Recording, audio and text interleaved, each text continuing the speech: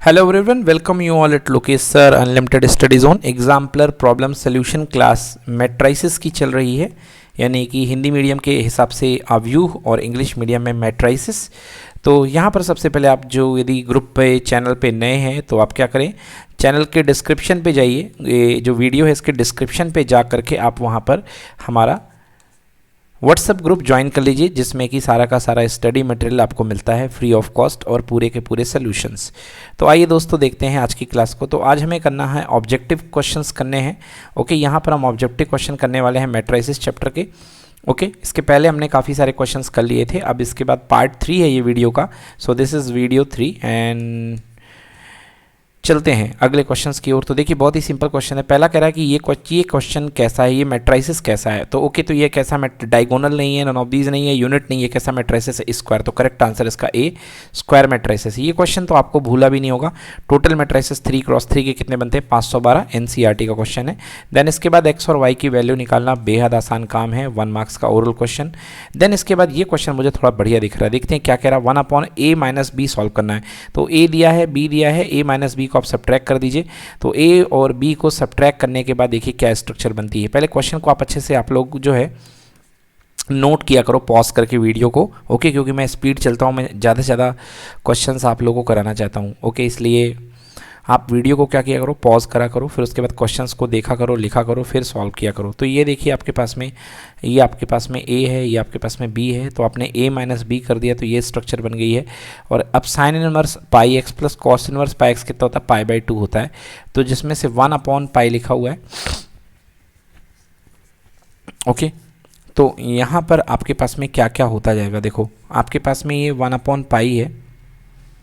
Okay, 1/पाई, और यहाँ पर क्या आ जाएगा, sine inverse pi x plus cos inverse pi x. ये जो है यहाँ पे आ जाएगा पाई/2 आ जाएगा। ओके, और यहाँ पर तो है, यहाँ पर भी कितना आ जाएगा, यहाँ पर tan inverse pi x minus tan inverse x/पाई। तो ये तो पार्ट जो है अपने पास में क्या हो चुका है, ये वाला पार्ट हमारे पास में 0 हो चुका है। तो ये थोड़ी सी यहाँ पर एक्चुअली इनको मल्टीप्लाई लगाना था, और यहाँ पर क्या लगा दिया गया है, यहाँ पर लगा दिया गया है कोई गलत सिंबल आ गया। तो मैं इसको थोड़ा सा सॉल्व कर देता हूँ दोस्तों, इस पे आप मत जाइए, ये गड़बड़ है यहाँ पे।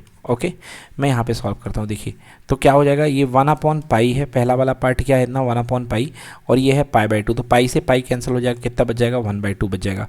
और ये सेम से सेम कैंसिल हो जाएगा, कितना हो जाएगा, 0 हो जाएगा। और ये भी सेम टू सेम कैंसिल, ये 0 हो जाएगा। और ये कितना बच जाएगा, ये 1/2 बच जाएगा। फिर से देखिए यस, यहाँ पे भी कितना हो जाएगा, 1/पाई बाहर है। ओके, 1/पाई and cot inverse pi x plus tan inverse pi x. तो यहाँ फिर से प्रॉपर्टी लग जाएगी, और ये आपके पास में बन जाएगा 1/पाई इंटू पाई/2, तो हो गया 1/2। तो कुल मिला के आप 1/2 कॉमन ले लेंगे, तो 1001। सिंपल क्वेश्चन है बट बढ़िया क्वेश्चन है। ऐसा क्वेश्चन जो है आपके कॉम्पिटिटिव एग्जामिनेशन के लिए बहुत इंपॉर्टेंट है। So I will rate this question as important question. Okay, चलिए आगे देखते हैं, अगला क्वेश्चन देखते हैं। देखिए क्या कहा जा रहा है, find if A and B are the two matrices of the order 3x m 3x n respectively, then 5a-2b। देखो भाई दो मैट्राइसेस हैं। ओके, बस यहाँ पे क्या है, और m = n है। सो आप माइनस कर रहे हो तो सेम मैट्राइसेस माइनस होंगे, तो दो ही आंसर आएंगे, या तो 3x m आएगा या 3x n आएगा। तो आंसर नंबर डी है, 3x n अवेलेबल है यहाँ पे। a² आपको क्या करना है, तो एक ट्रिक आप नोट कर लो कि अगर आपके पास 0 1 1 0 है, और अगर आप इसकी पावर n कर रहे हो, तो ये कितना आ जाएगा आपके पास में, ये आएगा आपका 0 1 1 0 ही आएगा। ओके, मतलब कुछ भी कर दो आप यहाँ पे 0 1 1 0 ही आएगा। तो इसको नोट कर लो, है ना। यदि मतलब ये क्वेश्चन जो है ये इंपॉर्टेंट है, इसको आप नोट कर लीजिए। यहाँ थोड़ा मिस्टेक कर दी है मैंने। देखिए 0 1 1 0 है कि पावर अगर आप n करते हैं तो ये आपके पास कितना आएगा, सबसे पहले 2 पावर के इसको किया आपने, तो ये आता है 1001। यहाँ पे मैंने गलती कर दी है, थोड़ा सा इसको सुधार लीजिए। ये कितना आ जाएगा, ये 1001 आ जाएगा। तो आपको कुछ नहीं करना है, यहाँ पे स्क्वायर करके आप चेक कर लीजिए। स्क्वायर करने से आपको पता चल जाएगा, ज़्यादा कुछ ध्यान में नहीं रखना है। अगला देखिए, aij 2x2 है, aij = 1 है, if i and i is not equal to j then it is 0। तो मतलब कि क्या हो रहा है, क्या सीन कह रहा है, 2x2 का मैट्रिक्स है, मतलब जहाँ पर i और j इक्वल है यहाँ पे 1 1 है। ओके, बाकी जगह में क्या दे रहा है, 0। मतलब कुल मिला करके ये जो है आपका इस तरीके का है। एक मिनट, i और j अगर इक्वल नहीं है तो आपको if I is not equal to J then it will be 0 and A I is equal to 1। Okay okay okay, पढ़ने में थोड़ी मिस्टेक हो गई है। A I is equal to 1 है if I is not equal to J. Okay, and if I is not equal to J and if I equal to जे, 0 कब है? जब आई इक्वल टू जे पर है। देखिए यहाँ पे थोड़ा सा कॉमा लगना चाहिए। ओके, हाँ यहाँ पे कॉमा लगना चाहिए इस वजह से। हाँ, अगर 0 होगा जब i इक्वल टू जे है तो ये क्वेश्चन चेंज हो गया, यहाँ 0 हो गया, ये 0 हो गया और ये हो गया 1 और ये हो गया क्या 1। तो आपसे बोल रहा है ए स्क्वायर क्या होगा, तो 0 0 1 इस तरीके से ये अपने पास मैट्राइसेस है। तो फिर से देखिए क्या बन गया, ये वही बन गया 0 1 1 0। ओके, 0 1 1 0 और अब अगर आप इसका स्क्वायर कर देंगे तो कितना आ जाएगा, i आ जाएगा। ओके, ये इसका स्क्वायर कर देंगे तो कितना आ जाएगा, i आ जाएगा। यस, चलिए नेक्स्ट क्वेश्चन देखते हैं। ये कैसा मैट्रिसेस है, तो देखिए इसके डायगोनल एलिमेंट बस जिंदा हैं, बाकी तो सब निपट गए। तो ये कैसा मैट्रिसेस, आइडेंटिटी नहीं है, स्क्यू सिमेट्रिक है क्या ये, स्क्यू सिमेट्रिक इसके नहीं, स्क्यू सिमेट्रिक भी नहीं है। सिमेट्रिक है क्या, अगर इसको हम पलट देते हैं तो ए आई जे इक्वल्स टू ए जे आई, हाँ हो रहा है। तो ये कैसा मैट्रिसेस है, ये आपका सिमेट्रिक मैट्रिसेस है। Question number 60 done. So simple question. Question number 61 देखिए, ये अपने पास में 61 क्वेश्चन आ चुका है। ओके, क्वेश्चन नंबर 61 में ये देखिए पूछा जा रहा है the matrices this is diagonal है, सिमेट्रिक है, कैसा है। तो ये देखिए यहाँ पे इसमें इसके डायगोनल एलिमेंट 0 है, तो ये कैसा है मैट्रिसेस है, ये स्क्यू सिमेट्रिक मैट्रिसेस है। ठीक ना, मैंने कि विषम सममित आव्यूह है ये, हिंदी में बोलते हैं जिसे, स्क्यू सिमेट्रिक मैट्रिसेस है। सिंपल एकदम। आपके पास में A transpose B transpose equal to minus B अगर कर दोगे ना, B transpose equal to minus B, तो कैसा होता है, विषम सममित आव्यूह। अब इसके बाद देखिए क्या है, A is the matrix of order m cross n, B is the matrix that A B dash and B A dash are both defined. Okay, बहुत बढ़िया। कह रहा है कि ए जो मैट्रिक्स है एम क्रॉस एन का है और बी ऐसा मैट्रिक्स है कि ए बी डैश और बी डैश ए दोनों ही डिफाइन है, तो आपको बी का ऑर्डर निकालना है। तो देखो थोड़ा सा यहाँ पे जुगाड़ लगा लो, ये है एम क्रॉस एन। ओके, अब कह रहा है कि ए बी डैश और बी ए डैश दोनों ही बी डैश ए, तो ए बी डैश के लिए आपके पास में ये जो बी डैश होना चाहिए, बी डैश क्या होना चाहिए, यहाँ पे देखिए ऑप्शन से भी आप चेक कर सकते हो। आपको बी की ऑर्डर बोल रहा है ना कि बी की ऑर्डर क्या होनी चाहिए। देखो बी डैश में क्या आना चाहिए, यहाँ पे अगर डिफाइन कर रहे हो तो बी डैश की ऑर्डर होनी चाहिए, बी डैश की ऑर्डर क्या होनी चाहिए, क्योंकि ए से मल्टीप्लाई हो रहा है मतलब N cross something, N cross something मतलब कुछ भी। ओके, तो यहाँ पे एन के साथ एम ही चल रहा है, तो आप एन क्रॉस समथिंग यानी कि एन क्रॉस एम ले लो। ओके, क्योंकि ऑप्शंस में सारे के सारे एन है। तो बी की ऑर्डर क्या होगी, तो बी की ऑर्डर जो होगी दैट इज इक्वल्स टू कितनी होगी, एम क्रॉस एन हो जाएगी। बी की ऑर्डर कितनी हो जाएगी, एम क्रॉस एन। तो बेटर है कि यहाँ पर आपके पास जो ऑर्डर होगी वो क्या होनी चाहिए। देखिए, तो यदि आप m क्रॉस n ऑर्डर लेके चलोगे तो ये आपका मल्टीप्लाई डिफाइन हो रहा है। ओके, m क्रॉस n, तो एक ऑप्शन सपोर्ट कर रहा है। अब दूसरा पार्ट देखो, b डैश a है, b डैश a, तो b डैश की ऑर्डर कितनी है, n क्रॉस m और a की ऑर्डर कितनी है, m क्रॉस n। बिल्कुल सही है, सपोर्ट कर रहा है। तो इस तरीके से यहाँ पे करेक्ट आंसर क्या होगा, m क्रॉस n होगा। ठीक है ना, तो ये आपको केवल सपोर्ट करने वाली बात से देखना है और आप इसको कर लीजिए। ओके, कैसे एक बार थोड़ा सा फिर से हिंट करता हूँ। देखो बच्चों, ए की ऑर्डर कितनी दी है, ये है एम क्रॉस एन दी गई है। अब मैट्रिक्स मल्टीप्लिकेशन होने के लिए जो यहाँ होता है वो यहाँ होता है, मतलब ये एन क्रॉस में कहता हूँ इधर कुछ भी होगा। ओके, एन क्रॉस क्या हो जाएगा, मान लो अपने ऑप्शंस में एन क्रॉस में एम चल रहा है और एम क्रॉस में एन चल रहा है, तो एन क्रॉस में आपने किसकी ऑर्डर है, देखिए बी डैश की, क्योंकि मैं सबसे पहले ए बी डैश की बात कर रहा हूँ। तो ए बी डैश में क्योंकि ऑप्शंस में पी वी कुछ तो है नहीं, मतलब एम ही लेके चलो, तो ये हो गया, तो ये वैलिड हो गया। अब बात करता हूँ मैं किसकी, अब मैं बात करता हूँ ये किसकी होगी, बी डैश की। बी डैश का ऑर्डर ही हो गया, तो बी का ऑर्डर कितना आ गया, एम क्रॉस एन हो गया। अब चलिए देखते हैं क्या, बी डैश ए, तो N cross M into M cross N हो रहा है, तो ये भी वैलिड हो रहा है ना, मतलब इसका करेक्ट आंसर क्या होगा, डी ही इसका करेक्ट आंसर होगा। ठीक है ना। अगला क्वेश्चन है कि ए और बी मैट्रिसेस सेम ऑर्डर हैं, then A B dash minus B A dash कैसी होगी।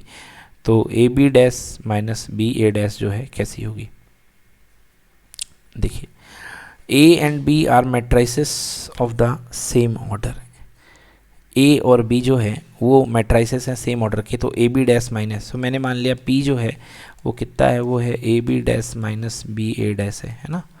अब मैं क्या करता हूँ, इसका मैं ट्रांसपोज ले लेता हूँ, तो P equal to A B dash का transpose minus B A dash का ट्रांसपोज, ठीक है ना। अब चलो इसको ओपन कर दो, तो ये क्या हो जाएगा, B A transpose minus B A transpose minus B transpose ए।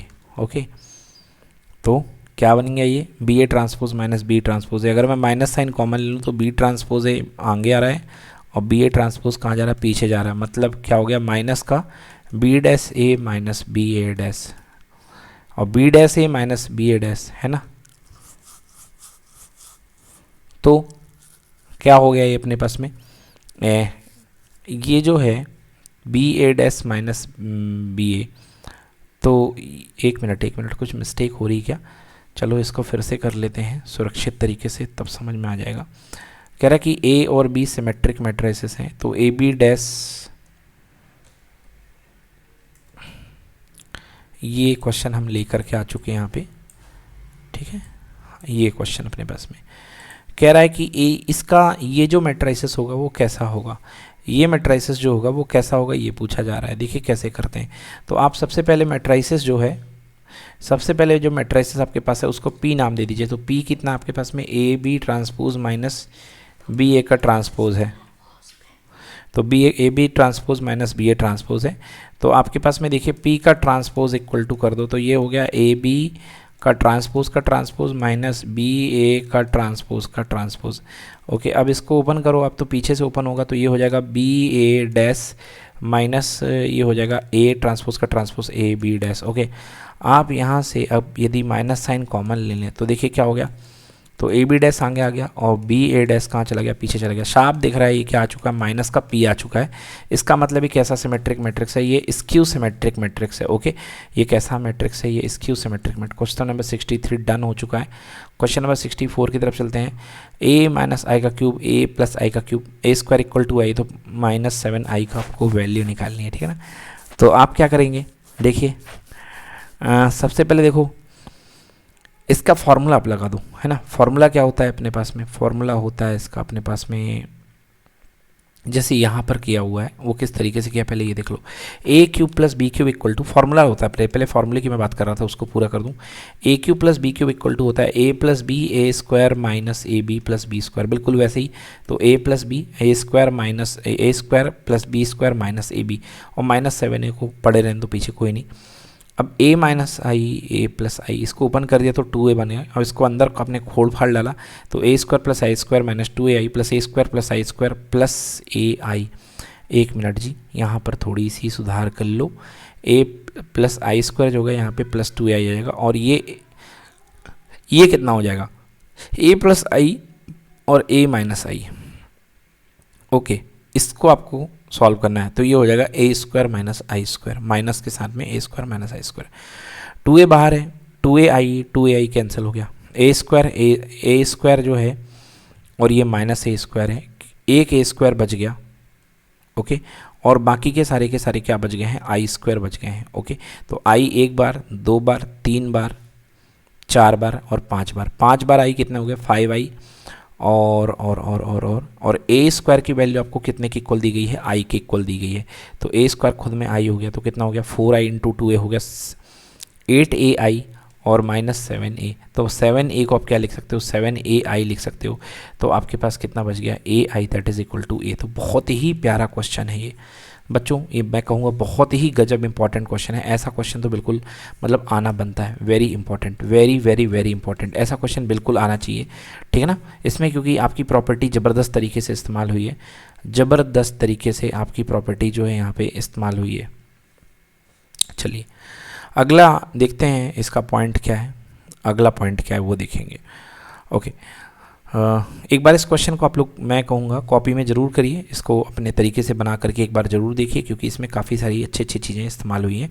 इसमें मैं आपको बता दूँ एक प्रॉपर्टी इस्तेमाल हुई है, a into I equals to I into A equals to I, A, ये प्रॉपर्टी इसमें इस्तेमाल हुई है बहुत ज़बरदस्त तरीके से, ठीक है ना। तो ये this is a good question, ज़रूर लगाइए इसको। अगला क्वेश्चन देखिए, A into B equal to B into A, कह रहा है कि दो मेट्राइसेस ए बी हैं तो कौन सा नहीं है। तो देखिए कह रहा none of this, then we have A B equal to B into A. देखो ऐसा नहीं है, A B equal to B into A. Okay, कब होता है ये A into B equal to B into A? कब होता है? जब आपके पास आइडेंटिटी मैट्रिक्स बनती है तब ये चीज़ बिल्कुल जो होती है सही होती है 100%। Okay, A B is not equal to B A, ये हमेशा करेक्ट नहीं है। Okay, A B is not equal to B A, ये हमेशा करेक्ट नहीं है। और A B equal to zero, okay, A B equal to O, ये भी आपका हमेशा करेक्ट नहीं है, ठीक है ना। So none of this, A B equal to zero but it is not always true, ठीक है ना, but it is not always true. क्या कहना चाह रहा है समझेंगे इस लाइन को कि for any two matrices A and B we may have A B equals to B A equals to I. Okay, A B is not equal to B A B equals to zero but it is not always true, ठीक है ना। मतलब ये चीज़ जो है हमेशा के लिए ट्रू नहीं होती हैं, ये सब चीज़ें कंडीशनल हैं। तो यहाँ पर यदि क्वेश्चन को पूरा मेरे ख्याल से नहीं लिखा गया है तो ये क्वेश्चन में ये पूछा जाना चाहिए कि कौन सी चीज़ यहाँ पर हमेशा के लिए सही नहीं है, सही है। तो यहाँ पे कोई भी चीज़ हमेशा के लिए सही नहीं है। तो ओके, ये जो क्वेश्चन 65 है थोड़ा सा बिट ऑफ कंफ्यूजिंग क्वेश्चन है, तो इसको ज़्यादा आप उतना लोड मत लीजिए। चलिए क्वेश्चन नंबर 62 पे चलते। कह रहा है कौन सा ऑपरेशन लगाने पर C2 टेंस टू, मतलब ये ऑपरेशन लगाने पर क्या हो जाएगा? तो C2 tense to C2 minus 2C1 है, ठीक है ना। तो देखिए क्या कह रहा है कि सेकेंड रो में पहले रो का डबल करके माइनस करना है। तो माइनस का 3 और इसका डबल कर दोगे तो माइनस का 5, मतलब यहाँ पे -5 आ रहा है।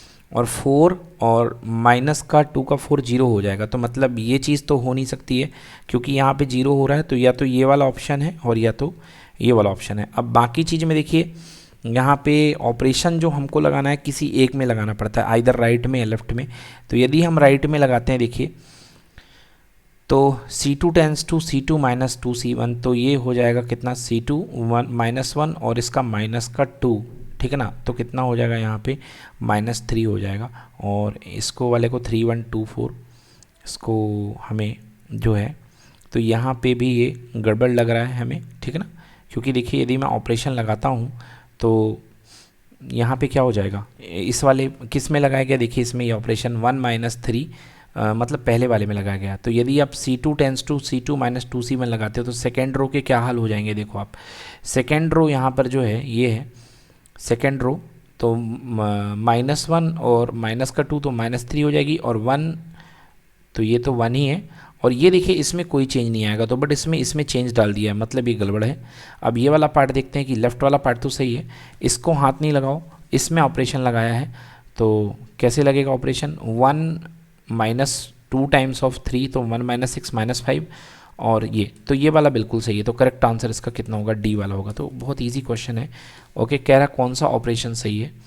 तो डी वाला जो पार्ट है वो बिल्कुल सही है। चलिए अगला क्वेश्चन देखिए। कह रहा using the elementary operation the following matrix equation, कह रहा इसको यूज़ करने के बाद कौन सा जो है बन जाएगा? तो यहाँ पे लेफ़्ट में यूज़ करिए और राइट में किसी एक में यूज़ कर दीजिए और पता चल जाएगा वो कौन सा हो जाएगा, ठीक है ना। तो लेफ़्ट में तो यूज़ होगा और राइट में किसी एक में आप यूज़ कर दीजिए, ठीक है ना। तो ये इस तरीके से आपको पता चल जाएगा। करेक्ट ऑप्शन इसका क्या आ रहा है? ए आ रहा है, ठीक है ना।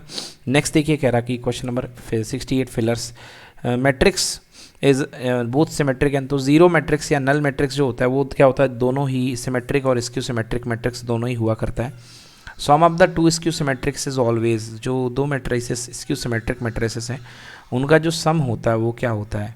The sum of two skew symmetric matrices is always, तो आपके पास में दो स्क्यू सिमेट्रिक मैट्रिसेस हैं और उनका सम क्या होगा ये पूछा जा रहा है, ठीक है।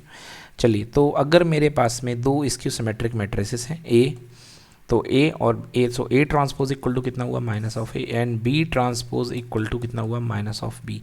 तो आपसे बोला जा रहा है कि दो स्क्यू सिमेट्रिक मैट्रिसेस कैसे होंगे। तो मैंने क्या किया, उन दोनों मैट्रिसेस को मैंने ऐड कर दिया। ओके, तो एक नया मैट्रिक्स P बन गया। अब मैं इसका ट्रांसपोज लेता हूँ, P का transpose that is equal to A transpose plus B transpose. तो ये कितना हो जाएगा? ये हो जाएगा A transpose plus B transpose that is equal to negative of A plus B, तो ये भी कैसा आ रहा है, दो स्क्यू सिमेट्रिक मैट्रिसेस का सम, ये भी कैसा आ रहा है, नेगेटिव ऑफ पी आ रहा है, मतलब ये भी कैसा होगा, ये स्क्यू सिमेट्रिक मैट्रिक्स होगा। तो दो स्क्यू सिमेट्रिक मैट्रिक्स का जो सम होगा वो भी क्या होगा, वो स्क्यू सिमेट्रिक मैट्रिक्स होगा। The negative of matrix obtain by multiplying it by -1, भाई माइनस से मल्टीप्लाई करोगे नेगेटिव हो जाएगा। The product of many matrix with a scalar 0, अगर 0 से आप मल्टीप्लाई करोगे है ना, तो आपका क्या हो जाएगा, नल मैट्रिक्स हो बन जाएगा। Matrix which is not a square matrix is called rectangular matrix. अगर आपकी रो और कॉलम इक्वल नहीं है तो वो मैट्रिक्स क्या कहलाता है, रेक्टेंगुलर मैट्रिक्स कहलाता है। 73 मैट्रिक्स मल्टीप्लिकेशन इज, जो मैट्रिक्स मल्टीप्लिकेशन होता है is what, over addition. Okay, जो मैट्रिक्स मल्टीप्लिकेशन होता है वो डिस्ट्रीब्यूटिव होता है ओवर एडिशन के, like A B plus C जो है तो डिस्ट्रीब्यूट हो जाएगा, this is equal to A B plus A C. So matrix multiplication is distributive over addition. Then next A symmetric matrix then A cube, A cube, A is the symmetric matrix, तो आपसे ए cube बोला जा रहा है, ठीक है ना। सो symmetric matrix से तो ए का क्यूब जो है, ए का क्यूब के बारे में आपसे बोला जाता है, this is P equals to A cube. तो चलिए पी क्यूब कर दीजिए, this is equal to A cube का डैश, ए क्यूब का ट्रांसपोज, तो अभी मैंने थ्योरम बताई थी, ए ट्रांसपोज का whole cube this is equals to A का क्यूब ही हो गया। सो क्या हो गया, सिमेट्रिक ही होगा, मतलब कि सिमेट्रिक की कितनी भी पावर कर दो, अगर आपके पास ए सिमेट्रिक है तो ए की पावर एन करोगे, ओके, ए की पावर एन करोगे तो ए ट्रांसपोज की power n this is equal to A की पावर एन ही आएगी, तो क्या हो जाएगा, ये सिमेट्रिक ही हो जाएगा। Okay, then if A is a skew symmetric matrix then A square, देखो A is the skew symmetric matrix, मतलब ए ट्रांसपोज इक्वल टू कितना है, माइनस ए है। तो चलो ए की बात की जा रही है तो पी इक्वल्स टू ए ले लो, तो और साथ में क्या है, ए का स्क्वायर है तो P equal to A square है, और ए साथ में स्क्यू सिमेट्रिक है तो P transpose this is equal to A transpose का whole square, this is equal to minus of A का whole square, this is equal to A square. वाह भाई साहब क्या बात है, मतलब ये भी क्या होगा, सिमेट्रिक ही होगा, तो है ना मज़े की बात। मतलब यदि आपके पास कोई स्क्यू सिमेट्रिक मैट्रिक्स जो है, अगर स्क्यू सिमेट्रिक मैट्रिक्स की आप इवन पावर ले रहे हो, क्या ले रहे हो, इवन पावर यानी समघात ले रहे हो, तो वो कैसा होगा, वो आपका सिमेट्रिक, मतलब कि स्क्यू सिमेट्रिक मैट्रिक्स है तो उसकी जो समघात आएगी, मतलब ए टू दी पावर 2n जो बनेगा वो कैसा बनेगा, वो सिमेट्रिक के जैसे काम करेगा। किसके जैसे काम करेगा, वो सिमेट्रिक के जैसे काम करेगा। चलो और कुछ देखते हैं प्रॉब्लम्स। ए बी, भाई प्रॉब्लम तो A B equal to B dash, A B का transpose equal to B transpose A transpose, K A का transpose that is equal to K times A transpose, K A minus B का whole transpose that is equal to K times A minus B का transpose equal to K, बाहर हो जाएगा A transpose minus B transpose. So simple. Next question 77, if A is a skew symmetric matrix then K A कैसा होगा, है ना। अगर A skew symmetric matrix है तो के ए कैसा होगा, चलो P इक्वल्स टू मैं के ए ले लेता हूँ। Now P dash that is equal to K times of A dash this equal to minus K A, तो ये भी कैसा होगा, ये स्क्यू सिमेट्रिक ही होगा। ओके, अगर A B minus B A, A B और सिमेट्रिक है तो A B minus B A कैसा होगा, ये तो एनसीईआरटी का क्वेश्चन है, ये कैसा होता है, स्क्यू सिमेट्रिक होता है। And B A minus two A B, तो इसका भी ट्रांसपोज ले लो, तो डी कन कितना बन गया, A dash B dash minus two B dash A dash A B minus two B A this is equal to minus of two B A minus A B, तो ये भी कैसा हो रहा है, ये भी आपका स्क्यू सिमेट्रिक मैट्रिक्स से ही बन रहा है। ओके, तो क्वेश्चन नंबर कहाँ तक आ गया, 78 तक, 77 भी हो चुका है, 78 भी हो चुका है। अब हम करने वाले हैं question number 79। 79, if A is a skew symmetric, A is a symmetric matrix then B dash A B कैसा होगा। अगर ए आपका जो है सिमेट्रिक मैट्रिक्स है तो बी डैश ए बी, इसको मैं पहले भी करवा चुका हूँ। अगर आपका ए जो है सिमेट्रिक मैट्रिक्स है तो सिमेट्रिक मैट्रिक्स है तो बी ए बी भी क्या होगा, सिमेट्रिक ही होगा, बी डैश ए बी भी क्या होगा, सिमेट्रिक ही होगा, ठीक है ना। If A and B are symmetric matrices same order then AB is symmetric matrix if and only if, अगर AB symmetric है तो AB का ट्रांसपोज कर दो और वो किसके इक्वल आ जाएगा, AB के इक्वल आ जाएगा। ओके ओके, तो AB का ट्रांसपोज करने पर A and B are symmetric then AB is symmetric, कह रहा है कि AB symmetric होगा। अगर AB यदि symmetric हुआ तो AB का transpose equal to A B के इक्वल आना चाहिए, तो ए बी का transpose this equal to B transpose into A transpose, और बी ट्रांसपोज कह रहा है ए और बी सिमेट्रिक है तो बी और ये आ गया कितना ए, मतलब A B is symmetric matrix if A B equal to B A. हाँ बिल्कुल सही, मतलब जो बी ए होगा वो किसके इक्वल आएगा, ए बी के इक्वल आएगा, मतलब ए और बी का जो मल्टीप्लिकेशन होगा कम्यूटेटिव होगा, तभी ये चीज़ पॉसिबल हो पाएगी, ठीक है ना। In on applying one or more application finding A inverse elementary operation, we obtain all zero in one or more, then A inverse not exist. तो A inverse जो होता है, अगर आपकी एक रो में एक से ज़्यादा एलिमेंट आ जाते हैं तो A इनवर्स एग्जिस्ट नहीं करेगा. और matrix denotes a number. No, matrix एक अरेंजमेंट है. Matrix is an ordered rectangular array of numbers and function. Matrix जो है वो नंबर्स का, एलिमेंट्स का फंक्शन है, तो वो नंबर को डिनोट नहीं करता है. ठीक है ना. Matrix is order can be added. False, कभी नहीं. मैट्रिक्स की ऑर्डर को आप ऐड नहीं कर सकते. Two matrices equal then have same number of rows and columns. बिल्कुल two matrices are equal if they have same number of rows and same number of columns. देखो ये एक क्राइटेरिया है, मगर साथ ही साथ उनको बिना, अगर उनके एलिमेंट इक्वल नहीं तो आप इसको इक्वल नहीं कह सकते हो. तो ये टोटली ट्रू नहीं है, इट इज फॉल्स. नेक्स्ट अगला देखिए, चलिए क्वेश्चन नंबर 85 देखिए क्या बोल रहा है. Question number 85, matrices of different order can not be separated. Yes, बिल्कुल सही बात है, आप डिफरेंट ऑर्डर के मैट्रिसेस को सब्ट्रैक्ट नहीं कर सकते हो. Question number 86, matrices addition is associative as well as commutative. तो मैट्रिक्स एडिशन जो होता है एसोसिएटिव होता है और कम्यूटेटिव भी हुआ करता है. तो बिल्कुल सही बात है, मैट्रिक्स का जो एडिशन होता है वो एसोसिएटिव के साथ कम्यूटेटिव होता है, मगर जो प्रोडक्ट होता है यानी जो गुणा होता है वो एसोसिएटिव होता है मगर कम्यूटेटिव नहीं होता. ओके, ये देखिए अगला क्वेश्चन गुणे के लिए है कि कम्यूटेटिव होता है. नो, कभी कम्यूटेटिव नहीं होता है. Next, a square matrix where every element is unity is called. जिसका हर एलिमेंट यूनिटी है is called identity matrix. No no, हर एलिमेंट नहीं, केवल डायगोनल एलिमेंट यूनिटी होता है तो ही वो आपका कहलाता है identity matrix. If A and B are the two square matrix same order then A plus B equal to B plus A. Square matrix of same order, बिल्कुल सही बात है. तो A plus B equal to B plus A तभी लगेगा. Okay, then A minus B के लिए ये आइडेंटिटी बिल्कुल ट्रू नहीं है, फॉल्स है.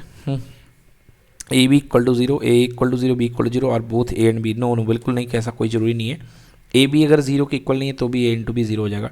Transpose of a column matrix is column matrix. No way, transpose column matrix का रो मैट्रिक्स बनेगा. A and B are the square matrices then same order then A B equals to B A. हाँ, square matrix of same order then A B equals to B A. Two square matrix of same order then A B equals to B A. भाई ऐसा बिल्कुल ज़रूरी नहीं है. Okay, ऐसा बिल्कुल नहीं होता है कि A B equals to B A, कुछ भी हो सकता है. Okay, so next question number 94, if each of the three matrices of the same order symmetric then sum is symmetric matrices. Yes exactly, अगर तीनों सिमेट्रिक हैं तो इनका जो सम होगा वो भी क्या होगा, वो सिमेट्रिक मैट्रिसेस होगा. देन अगला क्या है, if A and B are the matrices of same order then A B का transpose equal to A transpose B transpose. बिल्कुल नहीं, ए बी का जो होल ट्रांसपोज आएगा दिस इज इक्वल टू हो जाएगा क्या, B transpose into A transpose. पीछे से मल्टीप्लाई ओपन होता है इसका. A B equal to B transpose A transpose where A and B are not square matrices then number of rows and A are equal to columns and number of columns in A are equal to number of rows in B.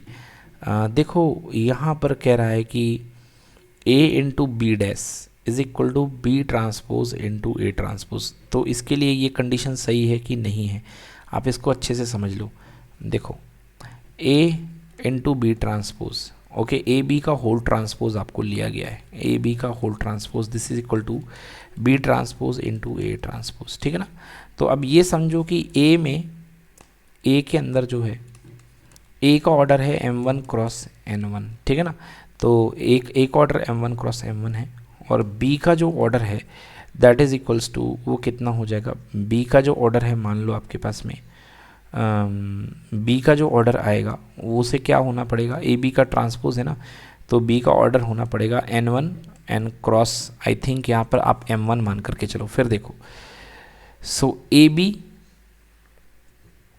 A into B का तभी multiply हो पाएगा. Okay, A into B का multiply. अब देखो B transpose into A transpose, तो B transpose कितना बनेगा, बी ट्रांसपोज बनेगा m1 into n1 and A transpose आपके पास कितना बनेगा, ए ट्रांसपोज बनेगा n1 इंटू m1. यस, यहाँ से एक लॉजिक निकल रहा है. देखो क्या लॉजिक निकल रहा है कि ए में जितने कॉलम हैं बी में उतने रो हैं.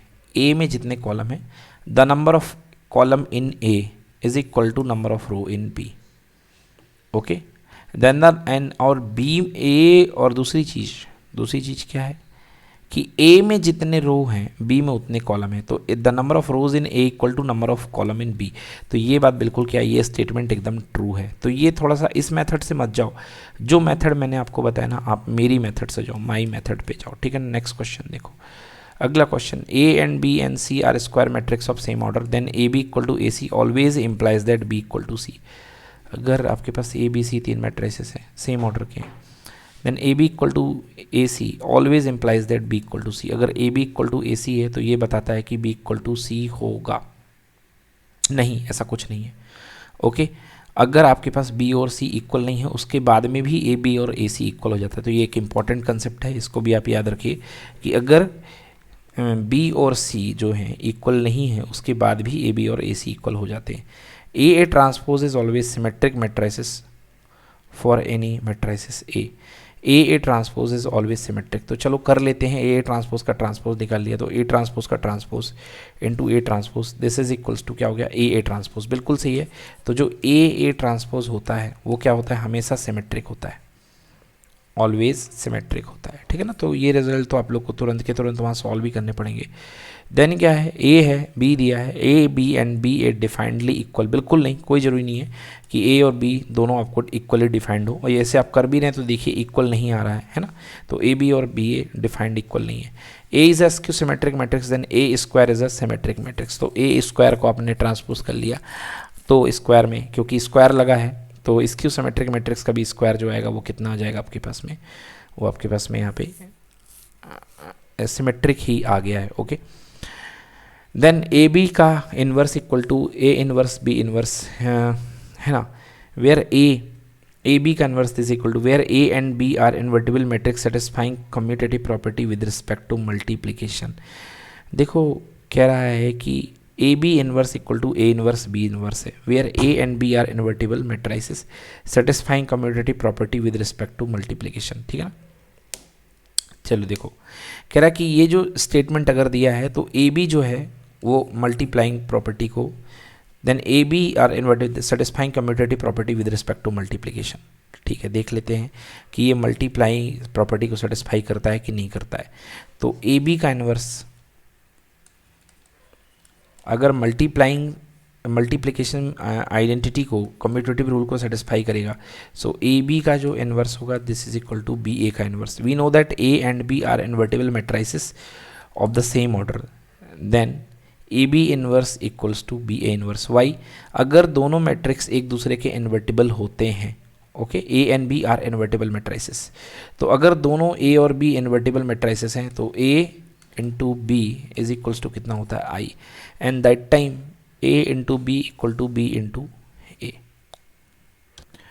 देखिए इसको इस तरीके से आप करिए। देखिए यहाँ से इस क्वेश्चन को उठाइए, क्या कह रहा है ये कि जो ये है A and B are invertible matrices satisfying commutative property, मतलब ये जो मैट्रिसेस है ए और बी ये कम्यूटेटिव प्रॉपर्टी को इस्तेमाल कर रहे हैं। बाकी सब छोड़ दो पीछे वाला, उससे कोई ज़्यादा अच्छा नहीं है, इसको यूज़ करो। ए और बी जो है कम्यूटेटिव प्रॉपर्टी, मतलब A B equal to B A.